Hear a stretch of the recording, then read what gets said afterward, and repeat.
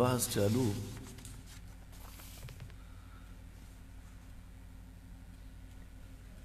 هغه کې مونږ امر سابع د ملازمت التکرار هغه دا وې او بیا اجتناب د اقوال قبیحونه افعال اقوال قبیحه د دین اجتناب چې دنو دا هم ضروری دی که تاسو خیال کړئ مونږه دا عقاید د علماء دیوبند کومه خبره چې کوله په دې باندې یو په د شپږم نمبر امر کې په دې باندې یو اعتراض خلک دا راولي وای دی وای چې ما وجدنا علیه آباءنا په تاسو دا اعتراض ورڅوک کوي وای دی ضروري چې ما وجدنا علیه آباءنا نو وای دا خو د مشرکینو خبره و چې ما وجدنا علیه آباءنا او تاسو ته ما مخکې عرض وکړو چې د اهل باطل و موږ هر یو له جواب ورکو خامخا که هغوی تاسو ته وایي چې ما وجدنا علیه آباءنا نو تاسو به وایي چې یوسف علیه السلام خو پیغمبر و هغه وایي چې واتبعت ملت آبائی ابراهیم و اسحاق یوسف علیه السلام پیغمبر دی او هغه وایي واتبعت ملت آبائی ابراهیم و اسحاق نو اوس دغه ځای کې په سوره یوسف کې 38 نمبر آیت ته ده نو دا یوسف علیه السلام باندې چې تاسو کومه فتوا لګوئ نو تاسو پیغمبر باندې مو لګوله بیا نو دا جواب به تاسو ورکوئ بل چې ده نو تاسو به دا وایي چې قرآن کې سوره لقمان کې 15 نمبر آیت ته کې الله فرمایي واتبع سبیل من اناب الی نو که زمونږ د ابا وجداد د مشرانو کې انابت الله والی نو د هغې د اتباع حکم خو الله هم کړی د قرآن کریم کې په صیغې د امر سره نو چې په صیغې د امر سره الله حکم کړی نو تاسو څنګه موږ ته وایي چې تاسو دا ما وجدنا علیه آباءنا دا ما وجدنا علیه آباءنا کې خو اول ته وګوره چې محل څوک دی په ما وجدنا علیه آباءنا کې خو موضوع او محل دواړه کتل غواړي چې هلته موضوع او محل څه دي دلته موضوع او محل څه دي نو تاسو دې ځای کې دغه جواب به ورکوئ اوس امر ثامن چې دی نو هغه د طالب علم دپاره یو ضروري شی دا دی چې اجتناب عن الاقوال والافعال القبیحه د بدو اعمالو نه بدو اقوالو نه د دې نه ځان بساتي نو په حدیث کې راځي نبی اسلام فرمایي چې اتقوا مواضع التهمه تاسو د تهمت د ځایونو نه هم ځان بچ کړئ تهمت نه خو به خود ځان بچ کو د تهمت د ځایونو نه مغیبئ نبی علیه الصلاة والسلام فرمایي چې تاسو ځان بچ وساتئ نو دې ځای کې اتقوا مواضع التهمه چې مونږه د تهمت د ځای نه ځان بچ کول او په دې تاسو پوهیږئ لکه اوس د طالب علم مسکن چې دی دا جومات او مدرسه دی عام خلک خو په دې نه پوهې اخبار هم خاندي هر څه وکړي نو که طالب دې ځای کې چېرته ایله ونې خندا هم وکړي نو خلک وایي دا وګوره طالبان دي ډېر زر سوچ دي د دې خلکو نو په دې وجه باندې حدیث کې دا راځي چې اتقوا مواضع التهمه تاسو تهمت دې ځای نه ځان بچ کړئ چې داسې خلک کوم ځای کې وي نو هلته دا احتیاط ضرور کوئ چې دې په ذهن کې دا رانشي چې داسې پرون موږ یو ځای کې پروګرام ونو ماښام د مونځ ټیم و ما ته هغه علما ووایي چې دلته موږ به په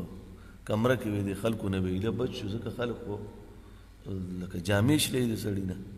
نو وایي چې دی نه بچ شو دغلته مونځ وکړو ما ورته وایي دا عوام دي که موږ دغلته مونځ کوو دی به وایي چې مولیان لړل کمره کې چایو ته کېناستل موږ یې مونځ ته ودرولو نو اتقوا مواضع التهمه د تهمت د ځای نه به م ځان ساتل دا به پکار وي بل دویم دا دی چې طالب علم چې دی به د سب و شتم نه ځان ساتي ځکه چې د ده په خوله باندې دا کنزل راځي دی ته د ټولې دنیا سوچي دا وایي وګوره طالب علم دی او په خوله باندې کنزل جاري دی نو دی به د دغې نه ځان لازمي ساتي چې د په خوله باندې داسې رانشي بل د ده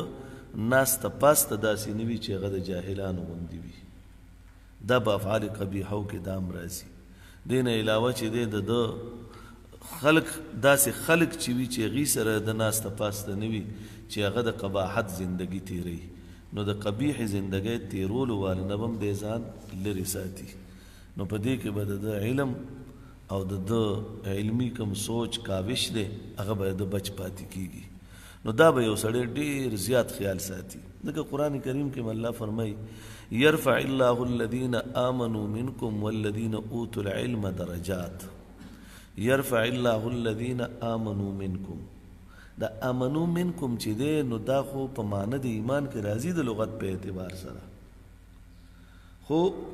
که چېرې اصطلاحي اعتبار سره وګورې لکه موږ کله کله یو بل ته طلبا په دې کیسو ډېر ښه پوهېږي، موږ وایو دا فلان کې کافر دی، بل ویلو کافر ورته ووایو، نه موږ کافر نه ویلی، هغه زموږ ذهن کې دی چې دی د دې خبرې منکر دی. موږ لفظي معنی استعمال کړي، توریه کړي وي، لفظي معنی وي دی کافر دی، بالکل دی خو کافر دی. ولې کافر دی؟ د ګوره نن د چای وڅکلو نه انکار کړو، نو چې چا چای نه څکلي هم ورته موږ کافر ویلي شو، په لغت په اعتبار سره ویلی شو. توریه کوو موږ دی کې، او توریه باندې تاسو پوهېږئ، مخکې خیر دغه اصطلاحات را روان دي. په توریه تاسو پوهېږئ چې ظاهري معنی یو وي او باطني معنی بله وي، قریبي معنی وي، کله بعید معنی وي، سړی مراد تېنه بعید معنی وي او په ظاهر هغې ته قریب معنی ښیي، نو په دې اعتبار سره سړی توریه کوي. نو په دې ځای کې لکه طالب علم چې دی نو والذین یرفع الله الذین آمنوا منکم، نو دا آمنون مراد دې ځای کې څه دی؟ آمنوا منکم چې هغې منلو واله وي، چې هغه منلو واله وي نو هغه به الله اوچتوي، منلو واله وي. والذین اوتوا العلم درجات، او هغه خلک چې الله علم ورکړي هغې له به الله درجې اوچتوي. د منلو واله داسې وي چې د قبیحو افعالو اقوالو نه دی ځان لرې ساتي. دا به احتیاط پکار وي. د طالب علم شان دا دی چې دی به د عامة الناس په شان نه وي، ځکه چې علما چې دي دی دپاره خپل یو شان دی، خپل یو شان دی. د ده ګرځېدل به هم عامو خلکو په شان نه وي. لکه اوس دی روان وي ناڅاپه په منډه کې، نو چې دې منډه کې دا پټکې والوځي، لکه اوس مونږ وایو جینکۍ د کرکټ نه کوي، ولې دی نه کوي؟ اوس دا چې بالینګ کوي نو دا به منډه وایي، منډهوال جینکوله نه دي په کار،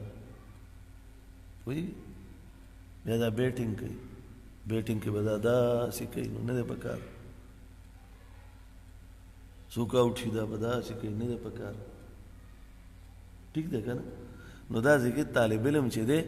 دل لپاره د شان دا دی چې دی د عامو خلکو په شان ونه ګرځي،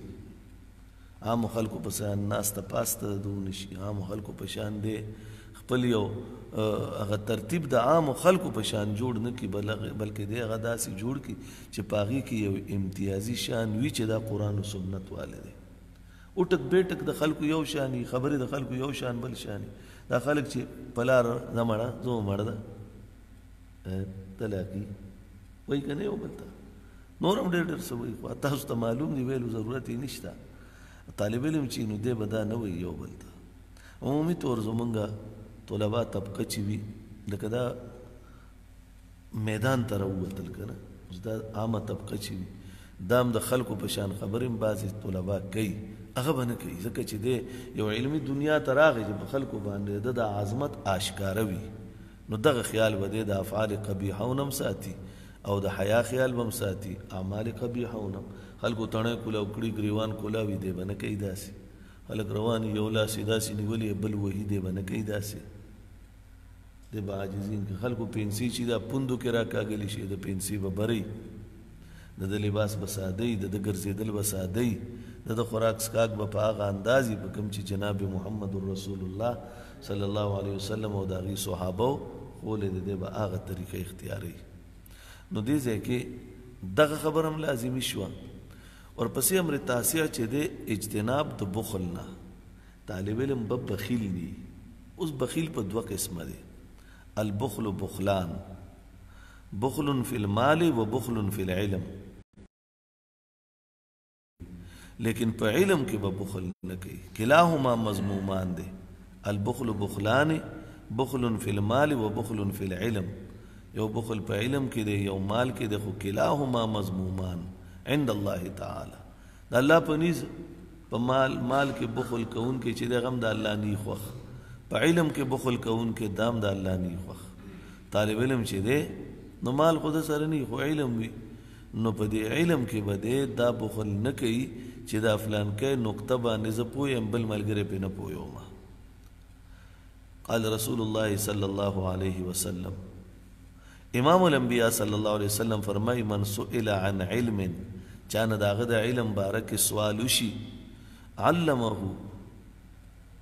الله دل دغه علم ورکړي دا سي علم بارک سوال وشي چې دل الله دا ورکړي انو بیام دې هغه پټ کینو الجم یوم القیامت بلجام من النار د کتمو کداغي پټیک نو د تب قیامت په ورځ د اور لګام اچولش یعنی د خلی ته کیزی نه وي دا به د اور اچیږي او د جهنم اور نه دی الله ارسو کو ساتي دا ابو داود شریف کې کتاب العلم کې دا روایت موجود دی چې چا سره علم وي او د دا پټ کو قیامت په ورځ به د خلی ته د اور لګام اچولش نو علم به پټی نه د چانه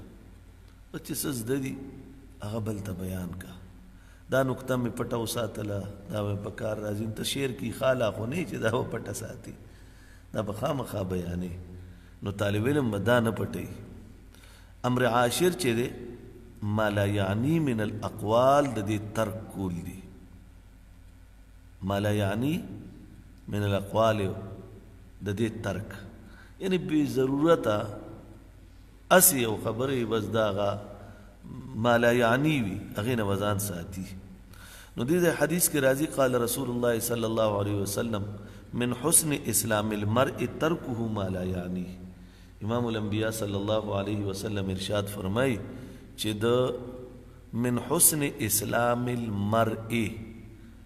د یو سړي د اسلام د حسن نه دا خبره ده چې د به پرېږدي ما لا یعنی دا ترمذی شریف ابواب الزهد کې دا روایت دی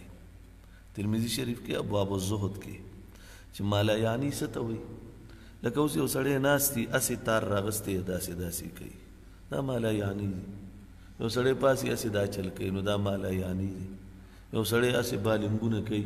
په دې لاره روانې بعضې به په لاره چې هغه ښه پوهېږي چې چا راته خیال نشته نو دا بالنګ به کوي او درز دروز به یې جوړ کړی چې بیا څوک وویني بیا نیغ روان شي بعضې چې دی نو دا چل لته به وچلې سوک به وچلې لوی درز دروز به یا خدای پاکه چې دا دې پس بلاغ دی پیریانو له سکونه ورکوي که څه کوي هغه به دې مالا یعنی کې اسې مبتلایي نو دې نه ځان ساتل بل په مالا یعنی کې د نن زمانې په اعتبار موبایل دی دا مالا یعنی دی لکه که ته ټول ورځ فیسبوک وګورې نو څه فایدې نشته که ونه ګورې نو څه نقصان یې نشته نو ټوله ورځ بیا مخې ته دا موبایل نیولی او دا یو داسې مصیبت دی چې د دې مصیبت کې عام و خاص ټول مبتلا دي هر سړی چې کوم ځای ودرېږي تصویر به شروع شي د سره وباسم دی ما سره وباسي سیلفی به وباسي یو خو بل دی ډېر خطرناک شی دی دې کې دا تصویرونه ایستل هم خطرناک دي لکه اوس دا یو جدا خبره ده چې مونږ تاسو ټولو له اوس خلک وباسي نو وباسي خو لکه که مونږ وایو چې دې حرمت قایل نه یم نو دا مونږ غلطه کوو دا حرام دي دا هر څه دا موبایل هر وخت کړپ دی تصویر دی او بس دا مې د ګلونو سره ایستلی دا مې د ډیرانو سره ایستلی دا مې د بریتو سرکار سره ایستلی او دا څه په لانجه باندې خلک اخته شي خلک دا مې دې ځای کې ایستلی دا مې هغه ځای کې ایستلی دا مې هر ځای کې ایستلی دا یو عذاب دی دا فیسبوک مالا یعنی تصویران مالا یعنی په دې کې اخته کېدل مالا یعنی په دې کې په یو عذاب باندې مونږ ځان هم اخته کړی د خلک هم اخته کړي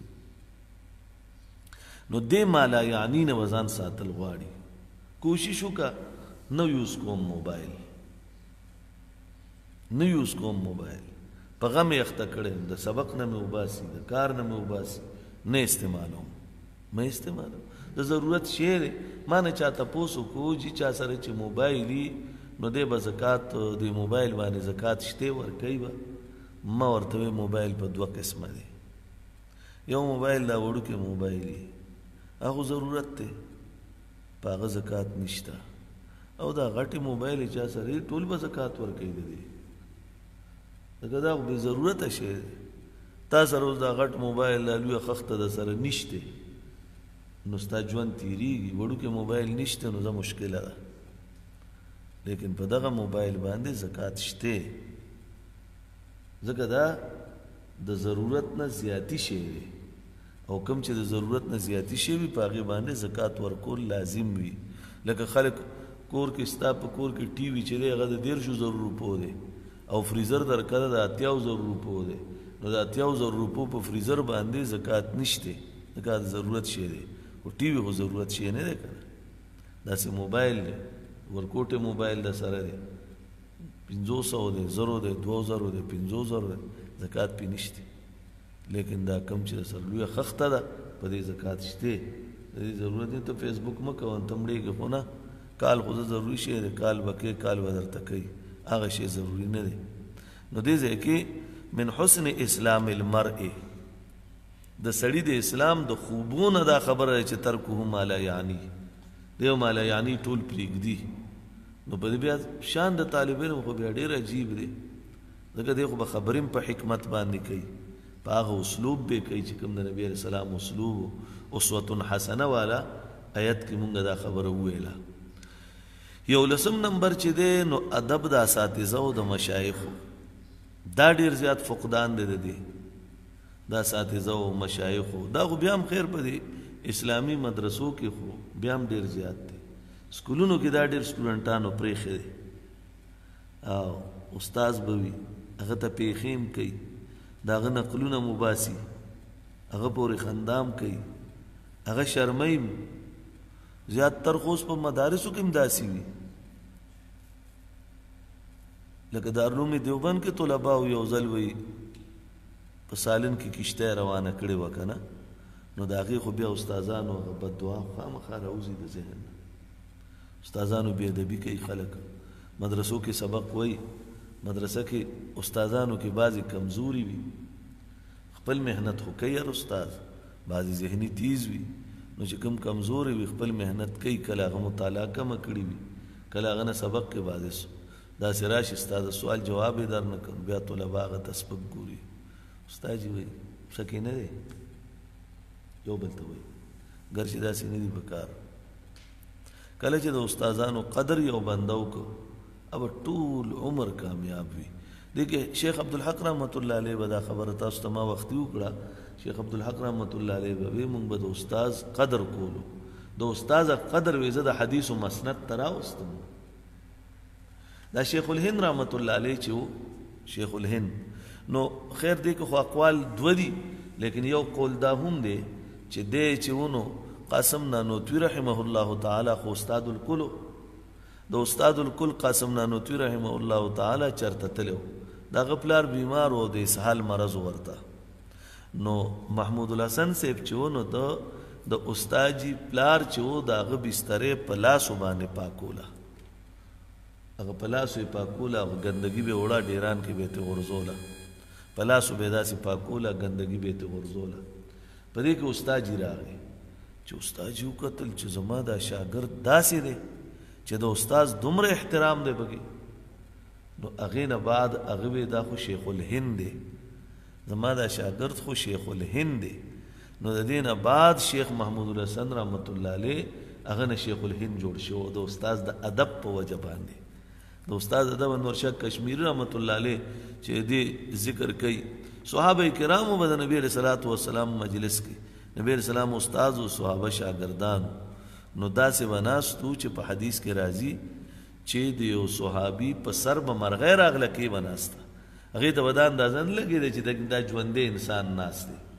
هغه په سر کې ناست، داسې به د نبي علیه السلام مجلس کې دومره د ادب تقاضي به پوره کولی. او صحابي باره کې راځي چې هغه را روانو جومات ته یو خپره دننه کړی و، یو بهر و، نبي علیه السلام وی اجلسو، هغه دا مو نه کړل چې هغه رستی خپې را مخکې کړې وه، دوی یو ځای کړې وې بیا ناست وې، یا یې مخکی رستو کړې وه بیا ناست وې، یو خپه رستو یو مخکې یو داسې کېناست. د نبي علیه السلام حکم دی، بس استاذ دی،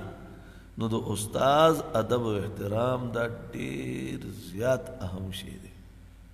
چا چې نه دی کړی هغه تباه شوي دي، چا چې ادب احترام کړی هغه کامیابی په سیړو باندې ختلی دي. الله دې مونږ او تاسو دغه کې کامیاب راولي. د سکول استاد چې وي الف با تا سای خولی اے بی سی ډي خولی داغه قدرم اوچت قدر پکار دی مدرسه کې بعضې استازي مونږ سره پیریډ نشته داغه قدر بم کوو که د مدرسې استاز دی په مدرسه کې نورو طلباو ته سبق ښیي د هغې په نیز عظمت والی دی نو چې هغه زمونږ په نیزم عظمت والی د سکول استاز دی اے بی سی ډي خولی دي مونږ به قدر کوو زه خو د خپل سکول د استادانو نه د کلي استادان دي اوري به ټولو ته علم دی زه قدر کوم او دومره قدر یې کوم چې زه وایم دا زما استاز پاتې شوی ما ته اے بی سی ډي ویلي دي ما ته الف با تا سا ویلي دي ما ته بیلی با بابا خدای ویلي خو نه قدر د په خپل ځای ما ته ساینس کیمسټري خولی ده ما ته ډرایینګ خولی دی زما استاز دی مونږ به د استاز قدر کوو په هر صورت باندې به د استاز قدر کوو دا به لازمي وي دین چونکې بل دا دی چې دا د نبی علیه صلات وسلام چونکې استاز او شاګردان صحابه نو صحابه د خپل استاز د پاره خپل تن من دن دا ارس قربان کړو موږ هم قربانو 12 نمبر چې دی اجتناب د کثرت اکل والنوم دا طلباو ته نه وای چې اجتناب د ډېر ډوډۍ خوړو نه ډېر خوب نه طالب علم خو خاصه ده چې ډوډۍ به هم ډېر خوري خوب به هم ډېر کوي نو دا چې دی زمونږ استاد جي حضرت شیخ سرفراز خان صفدر رحمت الله علیه د ولی دغه کول نشانات ذکر کول وی د ولی یو نشانی دا ده چې دی به ډوډۍ ډېره خوري نو مې دا په طالبانو صحیح فټ کېږي چې دی به ډوډۍ ډېره خوري د ولی نشانی مغه دا ذکر کړې وه یو به خوب ډېر کوي طالب له بار و خوب ورځي خو د هغې وجه ده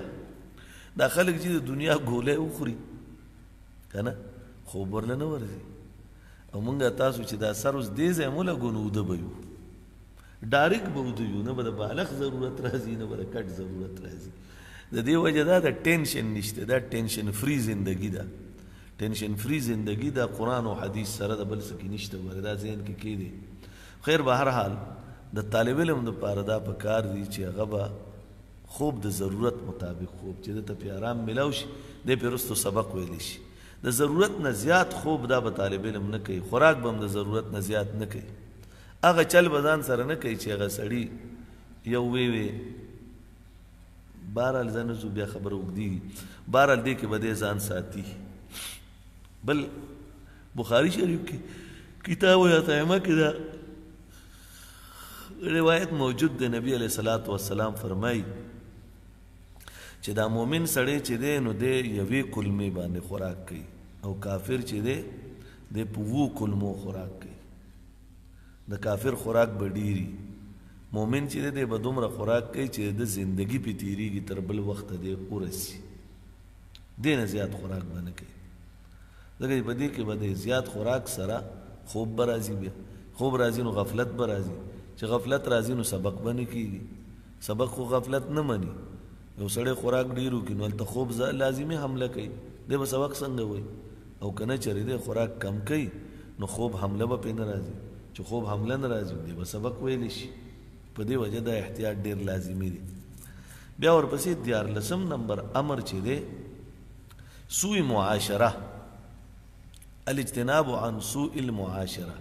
د علم تفسیر ویلو د پاره یا د نور علوم نبویه چې څومره وای نو د بد معاشرې نه وزان ساتي بد معاشرې نه دا وزان ساتل غواړي طالب علم وزان ضرور ساتي اسنګ شاعر وای کنه صحبت صالح ترا صالح کند صحبت طالح ترا طالح کند نیکو خلقو په مجلس کې کېناسته نو نیک بدر نه جوړي بدو خلقو مجلس کې کېناسته نو بد بدر نه جوړي بیا به د خلی الفاظم بل شان وي اعمال به بل شان وي نو په دې وجه د بد معاشرین بعد طالب علم ځان ضرور ساتي امر سوار لسم الرابع عشر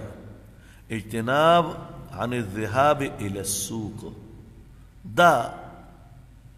یو عجیب خبره ده نبی علیہ الصلوۃ والسلام فرمای چې ابغض البلاد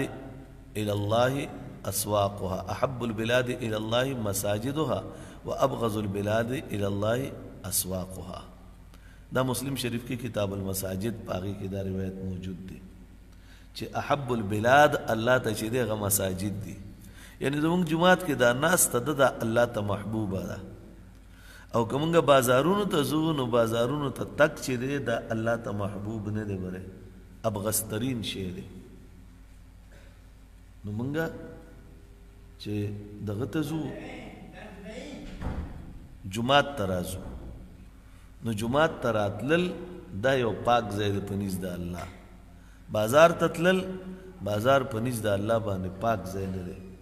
الله ته مبغوض دی. بل د معارف القرآن کې مفتی شفیع رحمت الله علیه یو حدیث ذکر کړی دی چې هغه د بازار ته د ټولو نه مخکې تلونکي ټولو نه وروستو راتلونکي هغه د لعنت هغه حدیث چې دی نو هغې ذکر کړی نو بیا یې دا ویلي دي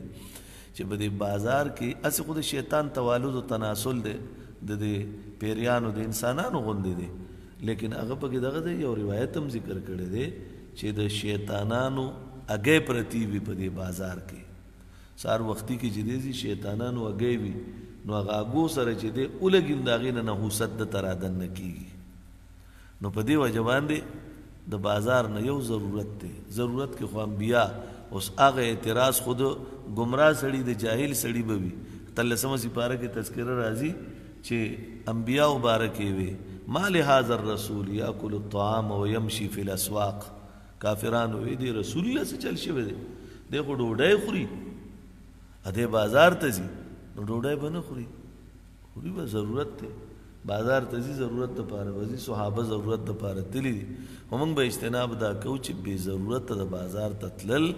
دا تباهي ده، دا طالب علم لا زندگی تباه کوي. نو په دې وجه باندې بازار ته تګ به نه وي. او هغه چې تاسو سبق کې ونښلئ په خپله به درنه بازار پاتې شي. دومره وخت به موږ سره چرته وي چې سړی 9:30 بجې سبق چالو کړي ا دې تر 1 بجې پورې سبق ووایي نو د دې سبق تعلق خو ټول د دماغو سره دی او دا مسلسل دی کې مضمون بدلیدل نشته. لکه مدرسه کې په کلاس کې موږ ناست یو هلته کې مضمون پسې مضمون دی نو هلته هم ته نه فارغېږي. ماسپښین دی بیا تکرار دی نو ماسخوتن دی بیا مطالعه ده نو په دې کې به تا ته د بازار ټیم څه میلاوي او په دې کې خو دا یو مضمون روان دی په یو سلوب باندې په یو انداز. نو دا خو سړی خني خني کی دی چې دې نه څنګه فارغ شي نو د دماغ بیا ریفریشمنټ غواړي، بیا به لږ ساعت دی آرام وکړي، لږ ساعت آرام وشي بیا به روټۍ تیارې په شریکه به ټول سنتو مطابق خوراک وکړي چې روټۍ وخوري نو د هغې نه بعد به بیا دا ټول چې دی نو بیا به دی روان شي تکرار لا، بیا به تکرار چالو شي، بیا به ورپسې وروسته مطالعه چالو شي. نو چې په ټول په دې روټین کې دی روان دی د بازار ټیم پکې درته نه میلاویږي. بیا امر خامس عشر چې دی نو هغه د صحبت د اهل علم او د صلحاو د نیکانو خلکو د اهل علم او صحبت دې دپاره اثر خاص دی. صحبت صالح چې وي نو قرآن کریم کې الله فرمایي سورہ توبه کې 19 آیت دی یا ایها الذین آمنوا اتقوا الله وکونوا مع الصادقین چې اے مومنانو اتقوا الله الله نو یریږي خو ملګرتیا د نیکانو صالحانو د مجالسو کوي. د ودانو مجلس ته به نه ځي، اهل علم مجلس ته ورشه، صلحاو مجلس ته ورشه، تبلیغ والا مجلس ته ورشه، په هغې کې به فایده من وي. د نیکو پیرانو مجلس ته ورشه، هغې کې به هم فایده من وي. نو طلب العلم چې دی دا صحبت د علماو د صالحینو دا غواړي او دا د فائقینو مجلس دی نو په دې وجه به هغې ته ځي. 14 نمبر امر چې دی هغه الصبر والشکر، صبر او شکر. اوس دا به څنګه چل کوي صبر او شکر؟ صبر په دې باندې چې په طالب علم په زمانه کې مسافری د علام برازي، مصائب برازي، مشکلات برازي، صعوبتونه برازي، نو په دې کله روټۍ په ټیم نه ده، کله اوبه په ټیم نه دي، کله هر ځای کې هر قسم مسله بنده ته پېښېدی شي، په دغه ځای به ډېر زیات صبر کوي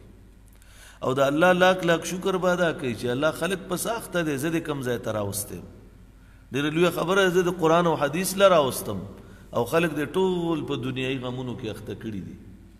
نو دا به دی دا صبر او شکر دا به لازمي وي د دپاره. نو حصول علم کې به ډېر مشکلات دا به راځي.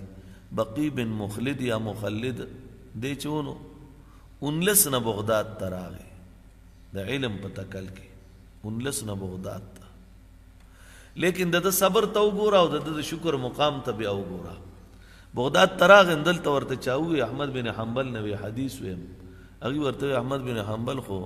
حکومت پې پابندي لګولې ده چې ته به د کور د دورشلې نه بهر نه راوځي طالب دننه طالب علم نه درځي په هغه پابندي وه نظربند و خیر دی وایي چې یاره زه خو به علم د هغه نه ضرور ویم د هغه کوڅې ته راورسېدو نو دا بقي بن مخلد چې و دی په خپله باندې ښه مالدار سړی و لیکن احمد بن حنبل سره خلکو یې ملاقات نه کېږي نو ده څه چل وکړو دی راغی د احمد بن حنبل د دروازې په خوا کې کېناست وی خیر راړی خدای مو بخه خیر یې شروع کړو څادر یې خور کړو احمد بن حنبل چېرته ټکه ورکړه خپلې وینځې له خادمې له هغې وړه چې دلې ورکوله دی ورته وایي لږ صبر هغه ودرېده دی ورکوټې غوندې چیټ ولیکه په هغې ولیکل چې امام صاحب زه خو تاله سبق له راغلی او ما ته خلک وایي چې هغه سره دنم نشي تلی غمبار نشي راوتی بس دا چټ یې ورکړو احمد بن حنبل ته چې چټ میلاو شو نو هغه خپلې وینځې ته خادمې ته وایي چې ته لږ صبر وکړه ماسخوتن کې به ناڅاپه داسې وخت کې به ځي چې څوک پوه نه شي دی به پټ په تیاره کې ماله دننه راولي هغې دی پټ په تیاره کې راوسته چې راوسته نو امام احمد بن حنبل ورته په ما پابندي ده هغه ورته نه زه خو د 19 نه راغلی یم زه و تا نه خو دا سبق وم لکه 19 دی وخت یورپ کې دی او بغداد کم ځای دی څومره وخت سفر به ده کړی غالبا 2 میاشتې سفر یې کړی او راغلی هغه ورته وایي ته خو ما نه نشي ویلی وي نه زه به تا نه ضرور دا سبق ویم احمد بن حنبل ورته وی بیا یو طریقه شته وی جي هغه څه ده وی هغه دا ده چې د سبق وخت کې به د غرمې په وخت کې لکه یو ټیم شي ته به روټۍ خیر غواړې زما دروازې ته به راشي زه به دروازې نه چې راوځم نو زه به حدیث درته بیان کړم حدیث به بیانولو کې به تا ته روټۍ هم درکړم او حدیث به هم درته بیان کړم ته به هغه حدیث واخلې زه به دی ورته وایي حضرت دغسې هم ټیک ده نو احمد بن حنبل به دروازې له راغې روټۍ به یې لاس کې نیولې وه او به قال حدثنا فلا عن فلا عن فلا قال رسول الله صلی الله علیه وسلم حدیث به بیان کو بقی بن مخلد هغه حدیث به یو واورېده بس بیا به 40 غنټې د انتظار کولو 40 غنټې بعد به بیا د روټۍ له دغه دروازې له لاړو هغه به روټۍ تیاره کړې وه نو چې روټۍ به یې ورکوله پکې به روټۍ ورکولو دوران کې به یو حدیث واورولو د به هغه وخت ذهن کې واچولو بیا به دې لړ هغه به ولیکلو پوره کال تیر شو 376 ورځې او په 376 ورځو کې د صرف 376 احادیث د هغه نه ووې او بیا یې اجازت واغستو بیا ترې نه لاړو اوس تاسو سوچ وکئ چې دې وخت کې د احمد بن حنبل نه دې سړي دا سبق وې د څومره وخت خپل لګولی دی په دې کې څومره وخت یې لګولی دی لیکن دغه ټول وخت باندې د صبر کړی دی او د الله لاک شکر ادا کړی دی صبر هم کړی دی شکر هم ادا کړی دی داسې یو بل صحابي دی هغه د یو سړي باره کې واورېدل چې د نبي علیه صلات وسلام نه دا حدیث په خپله باندې اورېدلی دی نو ده م اورېدلی و د په واسطه اورېدلی و د وی زم چې هغه نه یې واورم چې هغه څه وایي چې نبي علیه السلام څنګه ویلي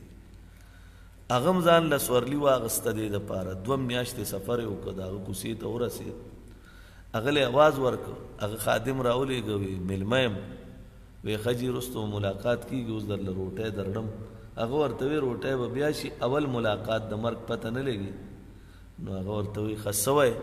وی تاسو د جناب محمد رسول الله صلی الله علیه وسلم نه دا حدیث اورېدلی او ما دا اورېدلی وی 2 میاشتې خو مې صبر وکړو وی را روانم په دې لاره مې سفر کو اوس مې د شکر مقام راغی چې ته مې ولیدې